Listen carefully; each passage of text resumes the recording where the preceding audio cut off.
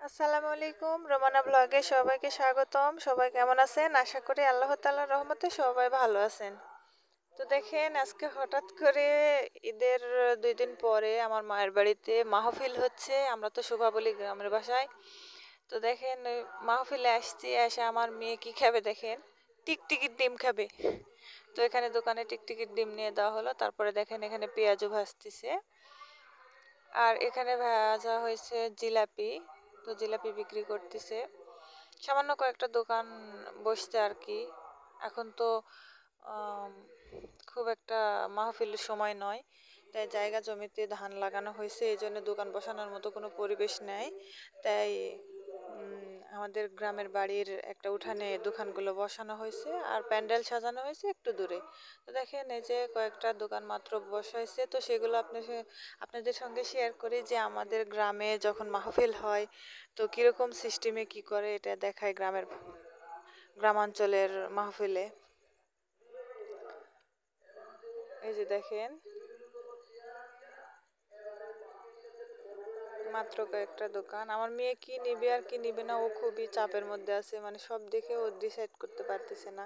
তো এই যে দেখেন, এটা আমার দুলাভাই হয়, তো উনি দোকান করে। তো আজকে মাহফিলে বসছে। ওনার বেচা বিক্রি অন্যান্য লোকের তুলনায় অনেক গুণ বেশি,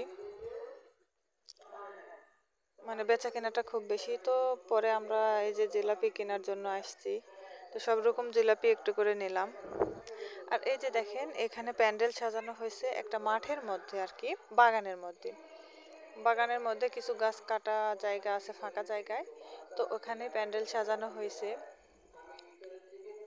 তো ঢাকাতে থেকে বক্তা আসবে। এই যে দেখেন, আমার মেয়ে, আমার ছেলে, আমার বর, এরা সবাই এখানে আসছে।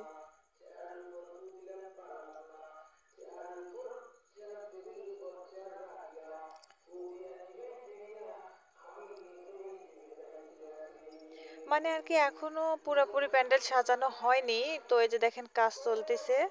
তো ড্রেসটা এখনো সাজানো হয়নি, মানে ড্রেস করতেছে আর কি। আমরা একটু মানে তাড়াতাড়ি আসছি, এই জন্য ভালোভাবে দেখাতে পারলাম না, সবকিছু সেট করতে পারেনি।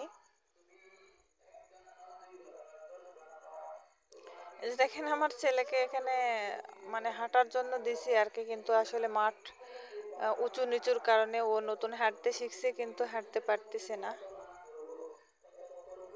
তো সবাই ভালো থাকবেন, সুস্থ থাকবেন, সবার জন্য রইল শুভকামনা। আল্লাহ হাফেজ।